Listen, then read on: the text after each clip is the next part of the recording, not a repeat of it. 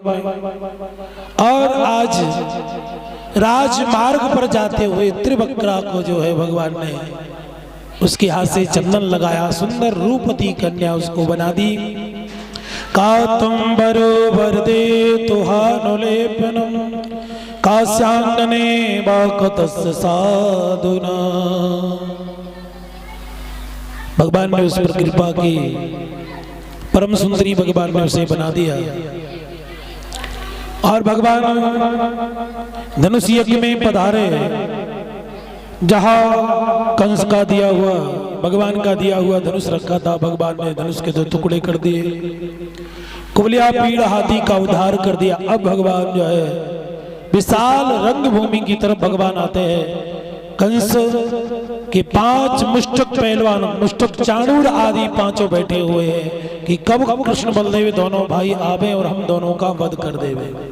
मल्लानाम सनिर्णाम नरवरः स्त्रीणाम स्मरो मूर्तिमानम गोपानाम सजनो सदा सिद्धिभुजां साशुपित्रो शिशु भ्रेतुर्भोज पटे पते विराड विदुषां तत्वं परम योगिनाम। आज मुष्टक चाणूर 5 पहलवान कन्हैया को देखकर आक्रमण कर देते हैं।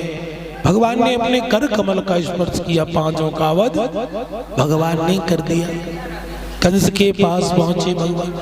रंगभूमि में हजारों नर नारी बैठे हुए हैं, जिसकी जो भावना थी उसके अनुसार भगवान ने सबको दर्शन दिया। जागी रही भावना जैसी प्रभु मूरत देखी। भाव की प्रधानता है महाराज। कंस को राजगद्दी से भगवान ने नीचे गिरा दिया, केस पकड़ के खींचने लगे। उसने कहा भैया बड़ा कष्ट होता है, मेरे बाल छोड़ दो। भगवान कहने लगे मामा जी आपने मेरी माँ के केस पकड़कर खींचे थे, मेरी माँ को कितना कष्ट हुआ हो। जाके पगना फटी पिबाई सो का जाने पीर पराई। मामा जी आपने मेरी माँ के केस पकड़ के की, कितना दुख हुआ होगा। आज आपके ऊपर आया तो वो दुख हो गया। भगवान ने उसके शरीर पर बैठ, पक्ष स्थल पर बैठकर भगवान ने दोनों मुष्टिकाओं का प्रहार जो किया तो कंस के प्राण पंखेरु उड़ गए। बोलो श्री भक्तवत्सल भगवान। सुर नर मुनि सब सुखी हो गए। पुष्प की बरसात की, अच्छा हुआ महाराज, इसके आतंक से आज हम सुखी हो गए। भगवान पहुंचे कारगृह में, मां पिता को जेल से मुक्त कर दिया महाराज। नाना जी को कारगृह से मुक्त किया। प्रेम के साथ, भाव के साथ भगवान निवास करने लगे। विद्या ग्रहण करने के लिए भगवान मथुरा से उज्जैनी, अवंतिका पूरी उज्जैन जिसे कहते हैं, संदीपन मुनि के आश्रम में भगवान विद्या ग्रहण करने के लिए आए। बाबा तुलसी कहते हैं जास श्वास श्रुति चारी और सोहरि पड़े सुकोटक भारी। अल्प काल में भगवान ने सारी विद्या को ग्रहण कर लिया। मथुरा में आते हैं भगवान, सुदामा नाम के ब्राह्मण से मित्रता करने के बाद उदासीन भाव में रहते हैं। मैया देव की वसुदेव जी बड़े चिंतित हैं, लाला को ना जाने क्या हो गया है। उसी समय उद्धव जी आए। उद्धव जी भगवान से कहने लगे प्रभु आप इतने दुखी क्यों हो। भगवान ने उद्धव को देखा, दौड़ करके उद्धव जी को अंक में भर लिया।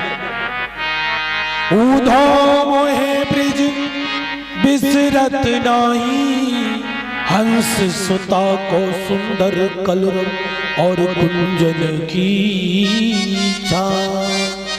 जब ही सूरत आवे मोहबा सुख की। उद्धव जी जब मुझे अपने ब्रज की याद आती है, मैं अपने आप को रोक नहीं पाता हूं, क्या करूं। उद्धव मेरा एक काम करो ना, उद्धव जी ने कहा क्या? बोले मेरा संदेशा लेके गोपियों में चले जाओ। उद्धव ने कहा भगवान मैं ज्ञानी हूँ, पढ़ा लिखा हो, देवगुरु बृहस्पति का शिष्य हूँ, यादवों का मंत्री हूँ, मैं भला उन पढ़े बिना पढ़े लिखे ग्वार गाय चराने वाले ग्वाल एवं उनको क्या समझाऊंगा? पढ़े लिखे तो वो है नहीं, ग्वारियों को क्या समझा? भगवान हंसने लगे, अहो इतना अभिमान, इतना अभिमान, जिन ग्वालों ने मुझे अपनी उंगली पे नचा दिया, जो बुलाते थे मैं जाता था, उनको ये साधारण ग्वाल बोल रहे। महाराज जाओ तो सही, सरल भाषा में समझा देना। उद्धव कहने लगे बस जाता हूं मैं, आप कहते हैं जाता हूं मैं, बस यूं गया यूं आया, 5-6 घंटे की बात है, गया और आया। भगवान कहते जाओ तो सही, तुम जानोगे क्या हो। उद्धव जी चले, भगवान का रथ लेकर पीतांबर ओढ़ करके इधर ब्रिज में वृंदावन में भगवान के सका नित्य बाट निकालते हैं। आज कोई नहीं आया, आज कल और कुछ याद रहता नहीं, एक बस आपके याद आने के बाद।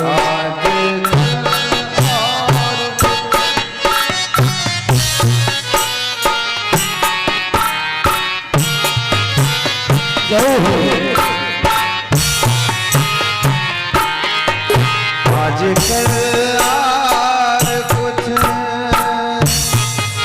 आजकल और कुछ याद रहता नहीं, आजकल याद कुछ और रहता नहीं, मोहन बस आपके याद आने बाद। याद आने से पहले चले आइए और फिर जाइए, जाने जाने के बाद। आजकल और कुछ याद रहता नहीं, याद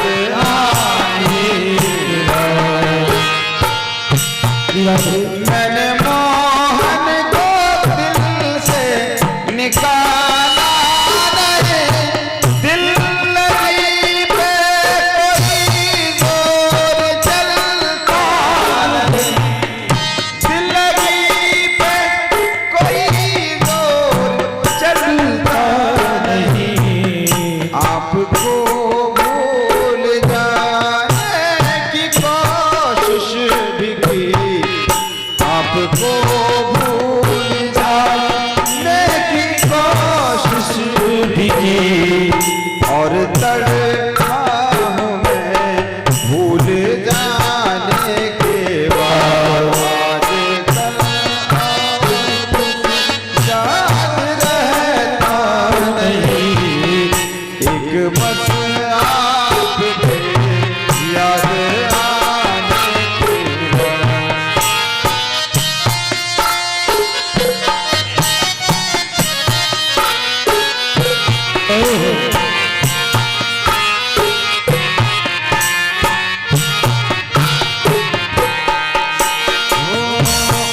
हार करके मैं तेरी शरण आ गया, तेरी कृपा से जीवन सफल हो गया।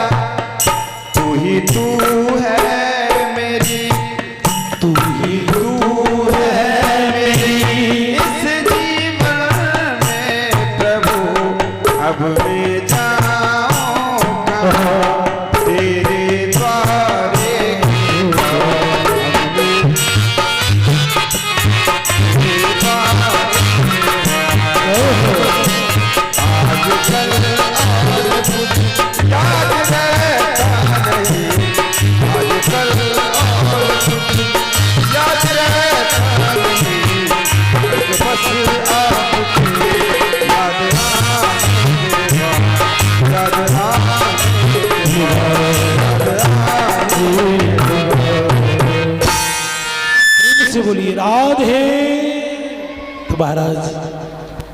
ब्रिज में नित्य भगवान के सखा आज उन्होंने देखा कोई रथ आ रहा है, प्रसन्न हो गए, आज भगवान आ रहे होंगे। देखा कि क्या है, जाकर के देखा और उद्धव जी ने कहा कि मैं आपका मित्र हूं, द्वारकाधीश का मित्र हूं, उनका संदेश वाहक बन के आया हूं। ग्वाल वाल कहने लगे, ग्वाल कहने लगे, लाला बारी कन्हैया तुम्हें इतने दिनों के बाद याद आई, और याद आई तो पत्र भेज दिया, मित्र को भेज दिया, तुम ना आ सके कन्हैया। उद्धव ने कहा मुझे यशोदा मैया के महल में जाना है। ग्वाल वाल बोले ये पनारा जो बह रहा है इसी के सहारे चले जाइए, और ये मत समझना ये कोई जलधारा है, जिस दिन से मैया को छोड़ के लाला गए हैं मैया के आंखों के आंसू का जल है। उद्धव जी महाराज के पहले ज्ञान की सीढ़ी यही धुल गई, भगवान को जाए हुए बहुत दिन हो गए, मैया आज तक रोती नहीं। महल में पहुंचे, प्रणाम किया। मैं याद मुख्यमंत्री देव गुरु बृहस्पति का शिष्य आपके पुत्र श्री कृष्ण का संदेश वाहक बन के आया हूं। प्रेम की चर्चा होने लगी। यशोदा मैया ने कहा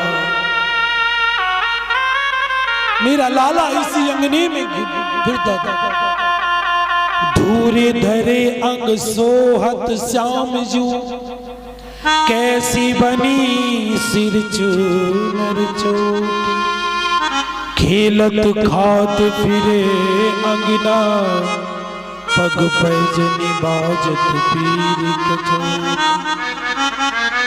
बादशाही को रस खान बिलोकत, बारिद काम कला निधि कोटि, कागे के भाग कह गई, हरि हाथ से ले गए माखन रोटी। भैया ने बचपन की लाला के बाल लीला अब लोगन कहे के सुना, मेरा लाला इसी अंगने में दधी माखन भोजन पाता हुआ एक दिन काग जो है भोजन ले गया। कौआ रस खान एक बहुत बड़े भक्त हुए,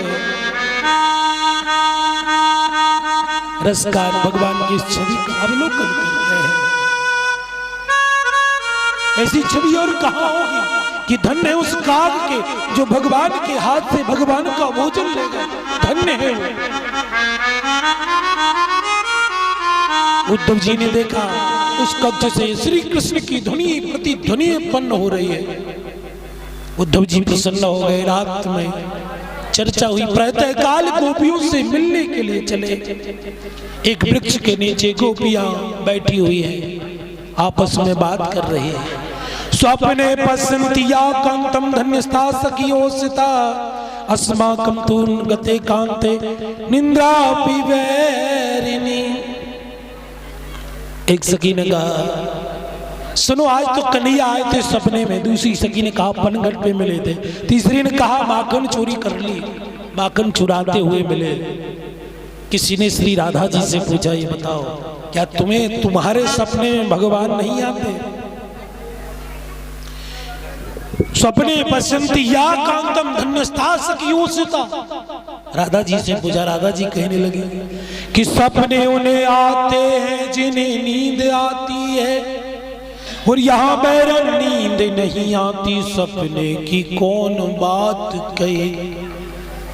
इतने में एक बहुरा आ गया। सुखदेव जी ने उसका संवाद करवाया। महाराज उद्धव जी ने देखा गोपियां आपस में चर्चा कर रही। उद्धव जी पहुंचे, कहा कि मैं देवगुरु बृहस्पति का शिष्य और यादवों का मंत्री आपको प्रणाम करता हूं। गोपियों ने देखा इतना अभिमान, अभिमान भी कभी कभी बने काम को बिगाड़ देता है। अभिमान, हम अपने ही हाथों से अपने अभिमान से बना हुआ काम बिगाड़ लेते हैं। महाराज अभिमान है सारे फसाद की जड़। किसी भी व्यक्ति को अभिमान आ गया, और अभिमान भगवान कभी किसी का रहने नहीं देते। आपको ध्यान होगा, विदित होगा, गरुड़ जी का अभिमान हनुमान जी ने तोड़ा। भगवान ने हनुमान जी के माध्यम से सुदर्शन चक्र का अभिमान तोड़ा हनुमान जी ने। और इधर भीम को अभिमान हो गया, भीम का अभिमान तोड़ा हनुमान जी महाराज ने। अर्जुन को अभिमान हो गया, अर्जुन कहने लगा कि राम जी ने जो पत्थरों का पुल बनवाया, और ऐसा कोई मुझ जैसा गांडीवधारी कोई अर्जुन नहीं था राम जी की सेना में, वरना एक बाण से पुल बना देता। हनुमान जी ने कहा भी, कहां मानने वाले थे महाराज। हनुमान जी ने कहा रामादल की सेना थी, इतने बड़े बड़े बलवान बानर थे, वो चलता ही नहीं, वो पुल टूट जाता। अर्जुन ने कहा हम बना रहे, तो आप तोड़ के बताइए। बाणों का पुल बनाया हनुमान जी महाराज, जैसे ही चल रखा उस पुल टूट गया। तो अभिमान भगवान ने किसी का नहीं रहने दिया, तो चाहे वो नारद जी का अभिमान क्यों ना हो, कि नारद जी को अभिमान हो गया कि हमने काम को जीत लिया, क्रोध को जीत लिया। नारद जी का अभिमान भी भगवान ने तोड़ा मारा। सारे प्रसाद की अगर कोई जड़ है तो वो अभिमान है। अभिमान में व्यक्ति अपने बने हुए काम को बिगाड़ लेता है, चाहे वो भजन करने वाला अभिमान हो, चाहे दौलत का अभिमान हो, सुंदरता का अभिमान हो, विद्या का अभिमान हो, कि हम इतने पढ़े लिखे हैं, हम इतने होशियार हैं, हम इतने ज्ञानवान हैं। संसार में अभिमान किसी का ना रहा न रहेगा। आप इस बात से भली भांति परिचित हैं प्रियजनों, सज्जनों, आप भली भांति परिचित हैं। अभिमान कई प्रकार का होता है, सुंदरता का, धन का, मन का। भगवान ने किसी का अभिमान नहीं रहने दे। यहाँ उद्धव जी का अभिमान तोड़ने के लिए तो भगवान ने ब्रज में पहुंचाए उनको, जाओ मेरी गोपियों के पास जाओ, तुम्हारा अभिमान दूर हो जाएगा। उद्धव जी ने कहा मैं प्रणाम करता हूं। प्रणाम करके अपना परिचय दिया और पूछा आप किसे याद कर रही हो? जिस श्री कृष्ण को आप अपना प्रियतम मान के पूजा कर रही हो, वो कोई और नहीं, वो परमात्मा है, वो पार ब्रह्म है। आनन रात सकल रस भोगी, बिन वाणी बगदा बड़ जोगी।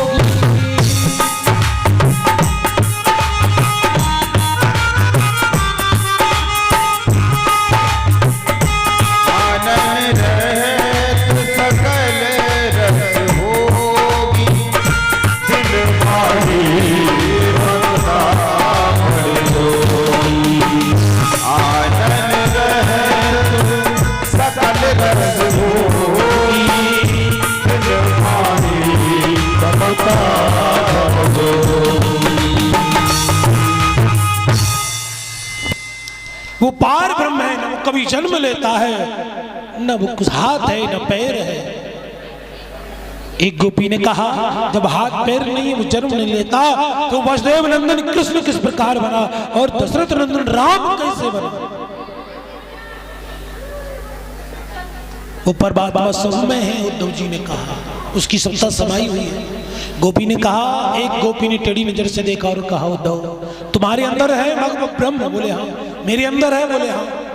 तो एक ब्रह्म दूसरे ब्रह्म को गलती उपदेश देने की ये कैसी गलती हो रही है?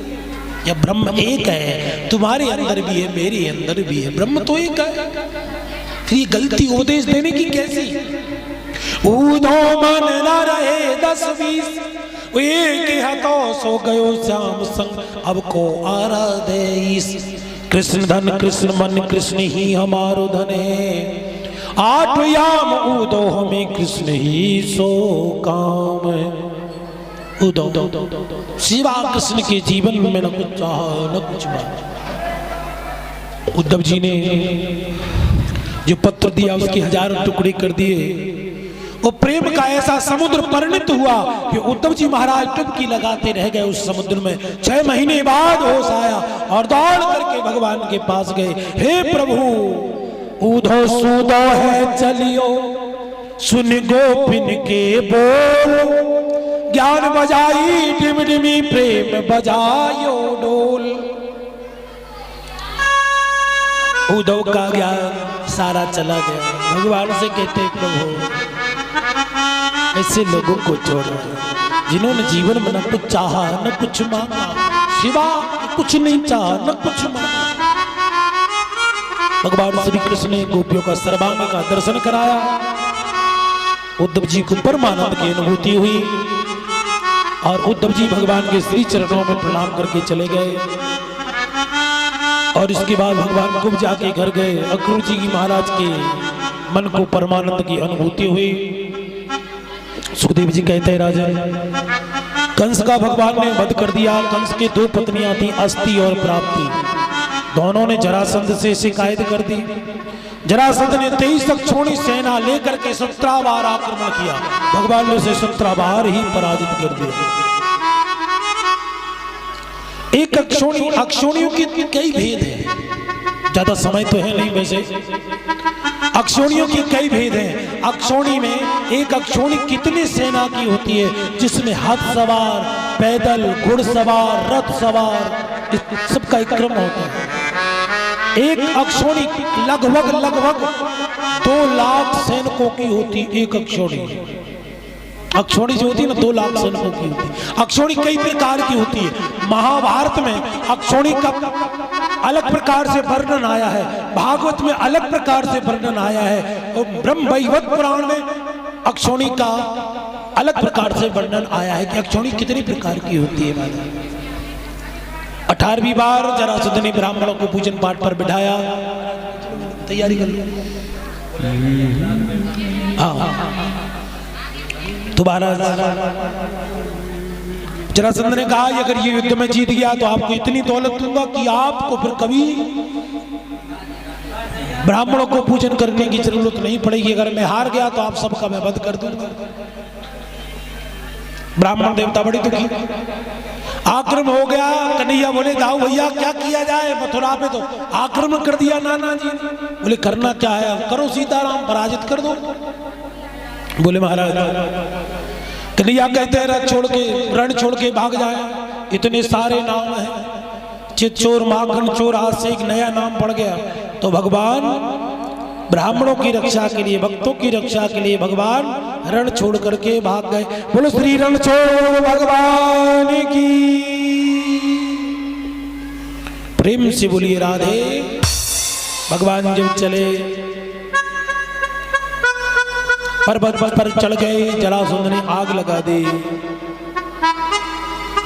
और भगवान जो है जब भागे बिना अस्त्र शस्त्र के, ये कालियावन ने देख लिया। कालियावन पीछे से चला गया। महाराज गुफा में भगवान के परम प्रिय लाडले भक्त मुचकुंद सो रहे थे। भगवान ने अपना पीतांबर उड़ा दिया। कालियावन ने आकर के प्रहार किया। बोले युद्ध से भाग के यहाँ छुपे हो, कायरों की भांति। युद्ध से भागना शोभा नहीं देता। और जैसे ही प्रहार किया महाराज मुचकुंद की जैसे ही नींद खुली तो कालियावन जल करके भस्म हो गया। भगवान ने कालियावन महाराज मुचकुंद को दर्शन दिए और महाराज समुद्र किनारे चले गए।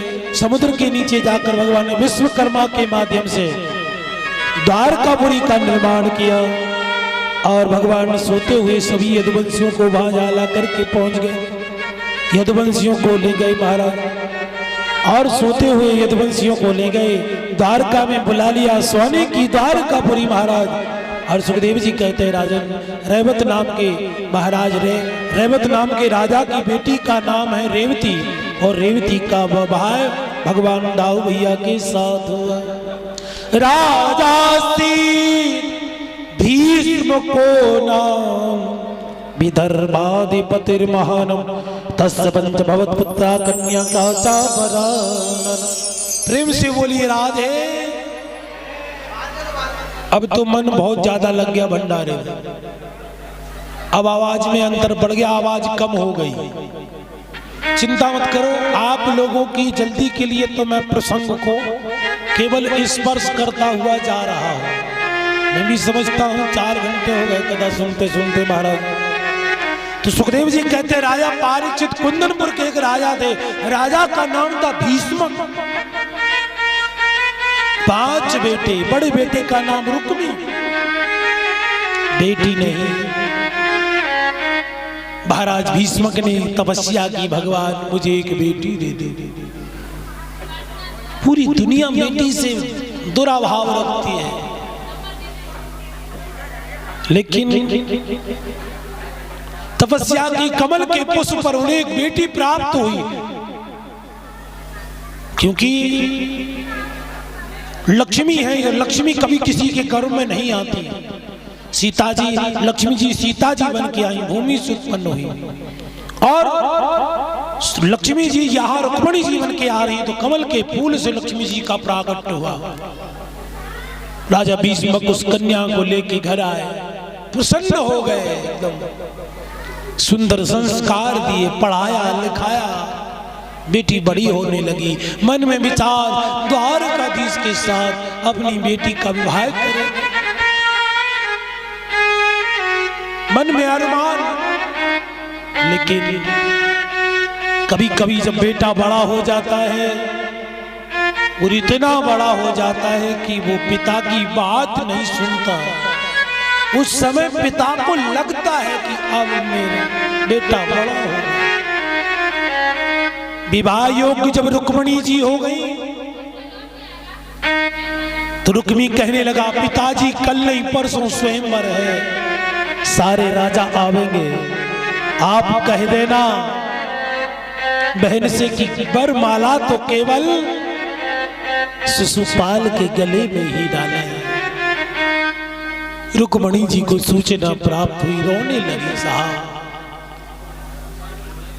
और भाभी के कहे अनुसार एक सुंदर पत्र लिखा, स्त्रीत्वा गुणा सुंदरम शृण्वतामते।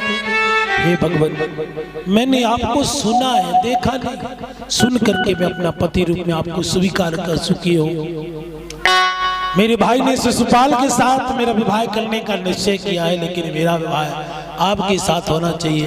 मेरे अम्बा पूजन के लिए आऊंगी, आप मुझे लेने जरूर आना। भगवान एक सिंह की वस्तु को सियार न ले जाए, इस प्रकार से नाना प्रकार से निवेदन करके सुनाया। पत्र लेकर पंडित जी पहुंचे, सारा पत्र प्राप्त, पंडित जी ने भगवान को कही सुनाया, और भगवान रथ लेकर के चले। इधर रुक्मिणी जी कात्यायनी मैया का पूजन करती है। जय जय गिरिवर राज किशोरी, जय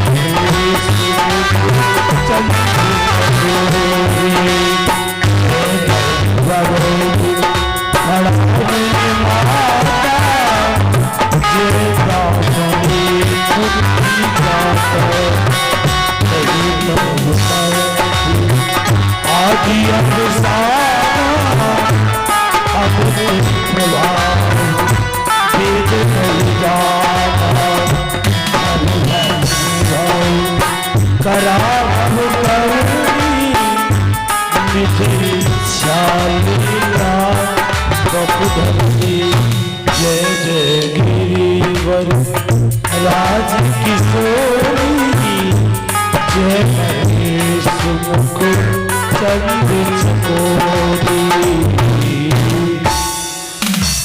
शांति का परिचय देंगे और बच्चों को दूर रखें। देखिए, और भगवान का पूजन करने वाले हैं जो विधि विधान से एक करके आएंगे, और रास्ता दे देना एक साइड में, ताकि पीछे के लोग भी आते रहे। थोड़ा इधर से ऐसे रास्ता दे दीजिएगा।